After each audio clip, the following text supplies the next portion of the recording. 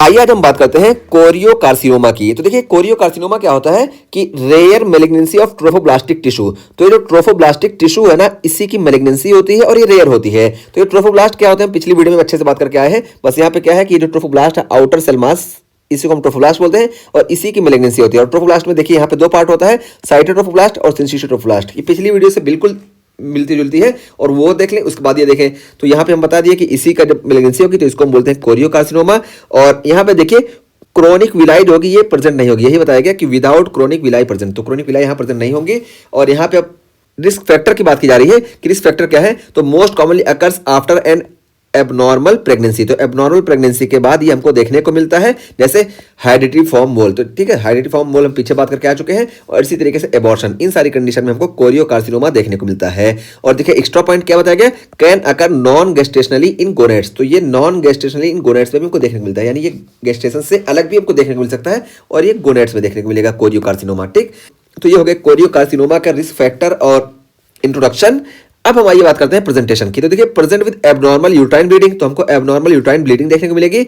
HCG mediated सेक्वेल हमको देखने को मिलेंगे। और क्यों देखने को मिलेंगे हम बता दिए कि ये HCG जो होता है इसकी अल्फा सब यूनिट ये LH FSH और इसी तरीके से THH से सिमिलर होती है। तो जो सारे फीचर हमको यहाँ पे देखने को मिले थे, देखिए मैं यहाँ पे बताए थे कि यहाँ पे हमको हाइपरथायराइडिज्म, थीकल ल्यूटियल सिस्ट, हाइपरएमेसिस ग्रेविडियम, ये सारी चीजें देखने को मिलते हैं। यही चीजें हमको यहाँ पे भी देखने को मिलेंगी कोरियोकार्सिनोमा में भी। और डिस्निया भी हमको देखने को मिलेगा और हिमोप्टाइसिस भी देखने को मिलेगा। ठीक, तो इसके प्रेजेंटेशन हो गए।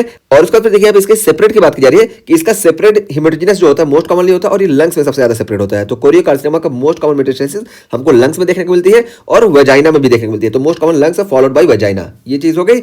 और देखिए जब लंग्स में इसकी मेटास्टेसिस देखने को मिलती है ना, तो हमको कैनन बॉल अपीयरेंस देखने को मिलता है, इसी को हम बोलते हैं कैनन बॉल मेटास्टेसिस। ठीक है, तो ये देखिए लंग्स में देखिए, ये देखिए कैनन बॉल की तरह से देखने को मिलेगा, ये देखिए कैनन बॉल की तरह। ठीक है, तो कैनन बॉल की तरह से ऐसे देखने को मिलेगा, तो इसी को हम बोलते हैं कैनन बॉल मेटास्टेसिस। और कैनन बॉल मेटास्टेसिस के साथ इसको हम स्नो स्टॉर्म अपीयरेंस भी बोलते हैं। तो ये हो गया हमारे कोरियोकार्सिनोमा की अपीयरेंस अगर ये लंग्स में मेटास्टेसाइज हो रहा है। और फिर इसके बाद हम ट्रीटमेंट की बात कर रहे हैं, तो यहाँ पे देखिए मल्टी डोज मेथोट्रेक्सेट हम देते हैं। ठीक है, तो मल्टी डोज मेथोट्रेक्सेट देते हैं और इसको हम डे 1, डे 3, डे 5 और डे 7 में देते हैं। जबकि हम यहाँ बीच में जो करते हैं ये फॉलिनिक एसिड हम देते हैं। ठीक है, तो first day, third day, fifth day, 7th day देते हैं, जबकि बीच में हम फॉलिनिक एसिड देंगे। और ये देखिए हम मेथोट्रेक्सेट तब देते हैं जब ये कोरियोकार्सिनोमा ना लिमिटेड टू यूट्रस होता है या इसी तरीके से सिर्फ इसका पेल्विक सेपरेट देखने को मिले। तो पेल्विक सेपरेट या लिमिटेड टू यूट्रस रहे तो यहाँ पे हम मेथोट्रेक्सेट देते हैं और ये ड्रग ऑफ चॉइस होती है। और अगर इसका सेपरेट हमको लंग्स तक देखने को मिले, जिसको हम हाई रिस्क बोलते हैं, या इसी तरीके से दूसरे किसी ऑर्गन तक इसका सेपरेट देखने को मिला ना, तो यहाँ पे ये मेथोट्रेक्सेट काम नहीं करती है। यहाँ पे हम इमाको या बैगशो रेजिम का फॉलो करते हैं। और ये इमाको या बैगशो रेजिम क्या होती है, इसमें देखिए इटोपोसाइड, मेथोट्रेक्सेट, एक्टिनोमाइसिन डी और साइक्लोफॉस्फेमाइड और ऑनकाविन, ये इमाको रिजिम में हम इसको फॉलो करते हैं। तो ये एक्स्ट्रा पॉइंट हम बता दिए। ओवरऑल अगर ड्रग ऑफ चॉइस नॉर्मली पूछा जाए तो मेथोट्रेक्सेट ही हम बताएंगे। ठीक है, लेकिन अगर स्टेज कंफर्म करके पूछा जाए हाई रिस्क में मेटास्टेसाइज हो गए तो हम यहाँ पे इमाको रिजिम फॉलो करते हैं। तो इस तरीके से हमारे ये कोरियोकार्सिनोमा का टॉपिक कंप्लीट हो गया। ठीक है, तो यहाँ पे हम बता दिए कि ये ट्रोफोब्लास्टिक टिश्यू की मैलिग्नेंसी होती है, साइटोट्रोफोब्लास्ट और सिस्टोट्रोफोब्लास्ट यहाँ पे इन्वॉल्व होते हैं, लेकिन यहाँ पे कोरियोनिक विलाई जो होती है ये प्रेजेंट नहीं होती है। और इसके रिस्क फैक्टर एबनॉर्मल प्रेगनेंसी जैसे हेरिडिटरी फॉर्म मोल या एबॉर्शन। और यहाँ पे हमको HCG बहुत ज़्यादा देखने को मिलेगा क्योंकि सिंचियोट्रोफोब्लास्ट HCG का प्रोडक्शन करते हैं, इस वजह से हमको HCG मीडिएटेड सेक्वेला देखने को मिलेंगे और डिस्निया और हिमोप्टाइसिस देखने को मिलेंगी। और इसका हेमेटोजेनस सेपरेट लंग्स तक होता है और जब लंग्स में इसका सेपरेट होगा तो यहाँ पे हमको कैनन बॉल अपीयरेंस देखने को मिलेगा या कैनन बॉल मेटास्टेसिस देखने को मिलेगी। और ट्रीटमेंट ऑफ चॉइस ओवरऑल हम बात करें तो मेथोट्रेक्सेट है, बाकी हम इमाको रिजिम की भी बात कर लिए।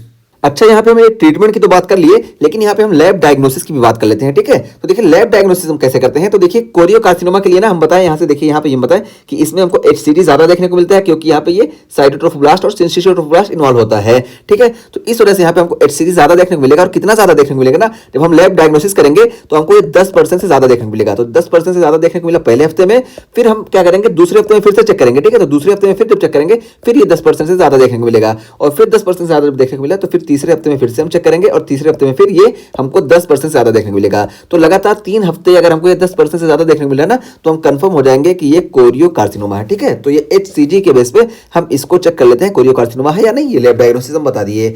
और देखिए ये जो इसकी नॉर्मल वैल्यू है ना, अगर उस नॉर्मल वैल्यू हमको देखने को मिला ना, यानी 10% से ज्यादा इंक्रीज नहीं हो रहा है बल्कि 10% से कम ही इंक्रीज हो रहा है। ठीक है, नॉर्मल वैल्यू जो है उससे सिर्फ 10% के रेंज में है तो हम यहाँ पे सस्पेक्ट करते हैं कि ये इन्वेसिव मोल है। ठीक है, तो इसको हम सस्पेक्ट कर लेते हैं कि ये इन्वेसिव मोल है। और यहाँ पे हम कैसे चेक करेंगे, तो देखिए यही है कि 10% के रेंज में आ रहा है, तो अगले हफ्ते फिर चेक करेंगे, फिर 10% के रेंज में देखने को मिलेगा, फिर अगले हफ्ते फिर चेक करेंगे, फिर 10% के रेंज में देखने को मिलेगा, फिर चौथे हफ्ते फिर चेक करेंगे। ठीक है, फिर जब ये 10% के रेंज में देखने को मिलेगा ना, तो हम कंफर्म हो जाएंगे कि ये इन्वेसिव मोल है। ठीक है, तो यहाँ पे देखिए हम कोरियोकार्सिनोमा का भी बता दिए और इन्वेसिव मोल का भी बता दिए।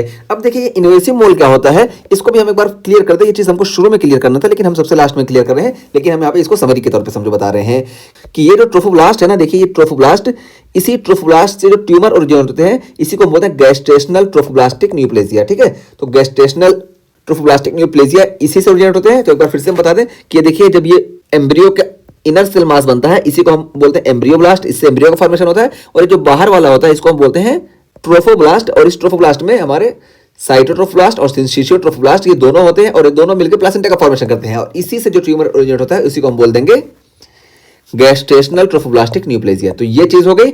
अब देखिए यहाँ पे कैसे कैसे होता है कि देखिए जब ये इससे ट्यूमर ओरिजिनेट होगा ना, और यहाँ पे विलाई प्रेजेंट है ना, तो विलाई जब प्रेजेंट होती है तो इसको हम बोलते हैं हाइडेटिडिफॉर्म मोल। ठीक है, तो हाइडेटिडिफॉर्म बोलते हैं।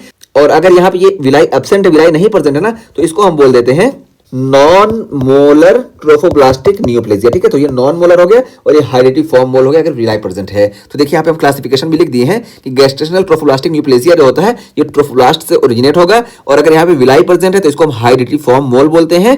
और अगर विलाई प्रेजेंट नहीं है तो इसको हम बोलते हैं नॉन मोलर ट्रोफोब्लास्टिक न्यूप्लेसिया। ठीक है, और हाइडेटिफॉर्म मोल की हम पीछे बात करके आ चुके हैं। देखिए यहाँ पे कि ये क्या होता है, तो देखिए यहाँ पे हम वही बताएं कि हाइडेटिफॉर्म मोल जो होता है, ये दो तरह का होता है, एक बिनाइन और एक मैलिग्नेंट। ठीक है, तो बिनाइन कंडीशन कौन सी होती है कि यहाँ पे कंप्लीट मोल और पार्शियल मोल, ये पीछे हम बहुत अच्छे से पिछली वीडियो में बात करके आए कि कंप्लीट मोल और पार्शियल मोल यहाँ पे विलाई प्रेजेंट होंगे, इस वजह से इसको हम हाइडेटिफॉर्म मोल बोलते हैं और ये बिनाइन कंडीशन होती है।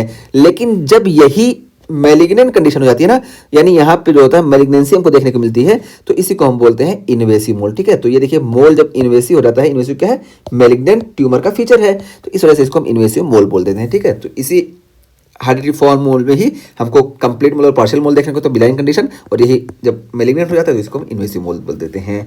और जबकि हम बात की यहाँ पे नॉन मोलर ट्रोफोब्लास्टिक न्यूप्लेसिया की, तो देखिए यहाँ पे विलाई एब्सेंट होगी, तो इसमें एक एग्जांपल हमारे पास कोरियोकार्सिनोमा है। अभी हम यहाँ पे डिटेल में बात करके आए कि यहाँ पे हमको इसी ट्रोफोब्लास्ट से न्यूप्लेसिया ओरिजिनेट होते दिखाई देता है। और देखिए दूसरा है एपिथेलियाइड ट्रोफोब्लास्टिक ट्यूमर और तीसरा है प्लासेंटल साइड ट्रोफोब्लास्टिक ट्यूमर। तो ये तीनों बहुत ही रेयर होते हैं और इन तीनों में अगर हम बात करें तो सबसे ज्यादा कॉमन ये होता है, और ये एपिथेलियाइड ट्रोफोब्लास्टिक ट्यूमर ये रेयर होता है, और प्लासेंटल साइड ट्रोफोब्लास्टिक ट्यूमर ये भी बहुत ही रेयर होता है। लेकिन ये सारे जो होते हैं मैलिग्नेंट होते हैं। ठीक है, तो ये सारे मैलिग्नेंट तो होंगे लेकिन बहुत ही रेयर होते हैं। सबसे ज्यादा इन तीनों में हम बात करें तो ये देखने को मिलता है। वैसे इसको भी यहाँ पे बता दिया गया कि ये भी रेयर ही होता है, लेकिन इन तीनों के अगर हम कंपेयर में बात करें तो ये सबसे ज्यादा होता है इन तीनों के उसमें। ठीक, तो देखिए हम पूरा बता दिए कि ये सारे जो होते हैं ये ट्रोफोब्लास्ट से ही ओरिजिनेट होते हैं। ठीक है, तो ये नाम इस तरह कैसे रखा गया, किस बेसिस पे, हम पूरा ये क्लियर कर दिए। तो ये हमारा पूरा जो है गैस्ट्रेशनल ट्रोफोब्लास्टिक न्यूप्लेसिया पूरा कंप्लीट हो गया, चाहे हम कोरियोकार्सिनोमा की बात कर ले या हाइडेटिफॉर्म मोल की बात कर ले, जो हमने पिछली वीडियो में डिस्कस किया यहाँ पे। ठीक है, ये देखिए इसके बारे में। ठीक।